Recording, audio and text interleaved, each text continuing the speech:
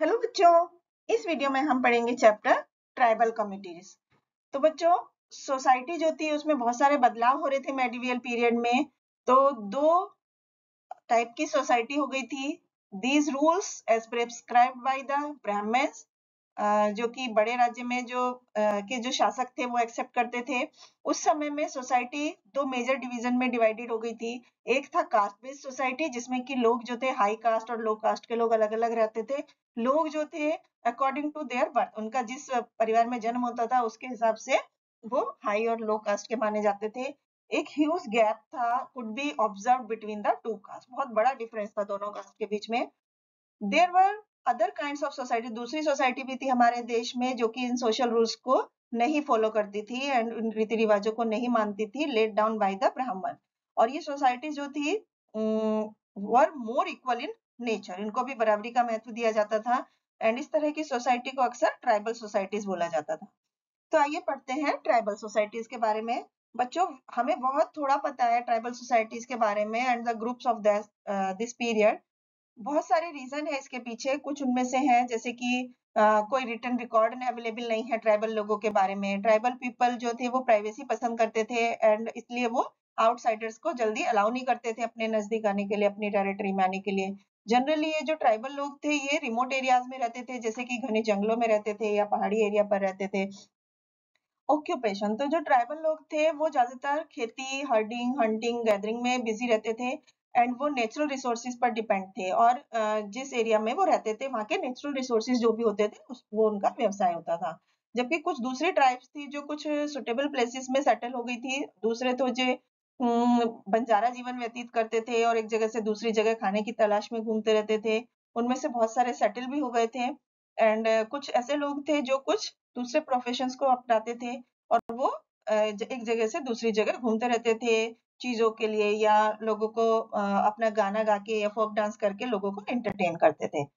Tribal groups, तो there were many tribal groups, each having its own distinct culture. हर एक किसी का अपना कल्चर था, ट्रेडिशन था, अपने विश्वास थे, अलग अलग लाइफ स्टाइल था। उनमें से कुछ थे जो बहुत बड़े थे, पावरफुल थे और जो दूसरे बड़े टेरिटरीज से कंट्रोल किए जाते थे।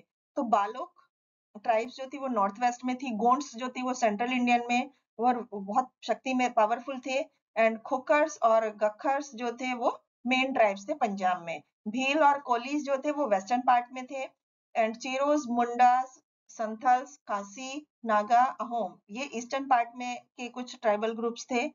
इस तरह से पूरा सदर्न पार्ट जो था वो मेनली इन ट्राइबल ग्रुप्स में डिवाइडेड था। Life of the nomadic tribal groups, तो जो बंजारे जीवन ट्राइबल जाति थी उनके ग्रुप्स का कैसा जीवन होता था। तो ज्यादातर जो ट्राइबल लोग होते थे वो बंजारे होते थे। वो अपने जानवरों के साथ मूव करते रहते थे जहाँ कहीं उन when the supply of food for these animals got exhausted, जब एक जगह पर उनका खाने का सामान समाप्त हो जाता था तो वो दूसरी जगह पर जाते थे। और ट्राइबल सोसाइटी की कुछ करेक्टरिस्टिक थी, जैसे कि ज्यादातर जो ट्राइब्स थे वो बंजारे जीवन जीते थे और वो थोड़े थोड़े समय पे एक जगह से दूसरी जगह पर जाते रहते थे। एंड दूसरा, they have their own distinct culture, उनका अपना एक अलग कल्चर, रीति रिवाज, फोकलोर, लाइफ स्टाइल होता था। ज्यादातर ट्राइबल कम्युनिटी थी जो वो शिफ्टिंग कल्टीवेशन यूज करती थी।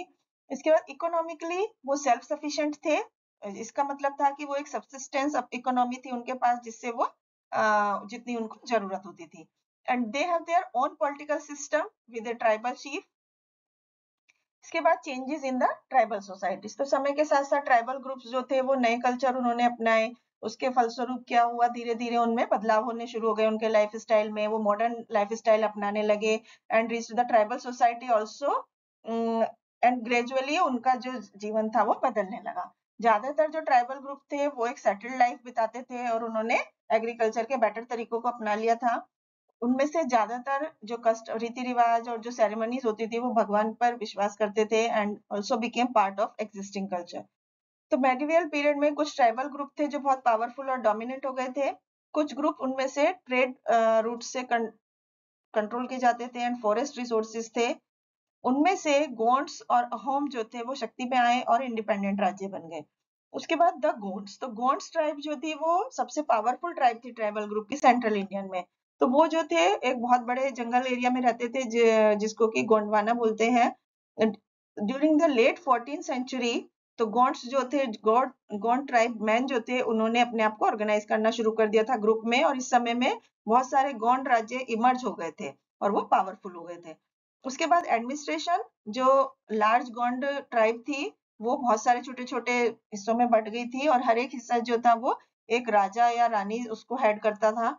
और उस समय चारों तरफ दिल्ली के पावर, जब सुल्तान आ गए थे तो वो धीरे धीरे कम हो रहे थे। Few large Gond kingdom were emerging as powerful state.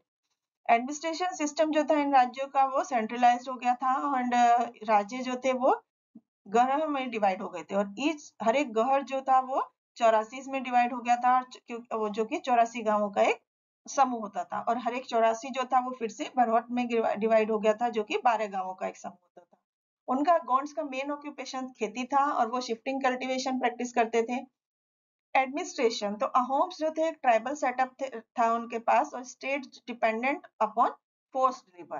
तो लोग जो फोर्स टू वर्क, जो उन्हें काम करने के लिए फोर्स किया जाता था, उनको पैक्स बोलते थे, और हर एक गांव में एक बहुत सारे पैक्स भेजे जाते थे रोटेशन में, and people living in heavily populated area were shifted to less populated area.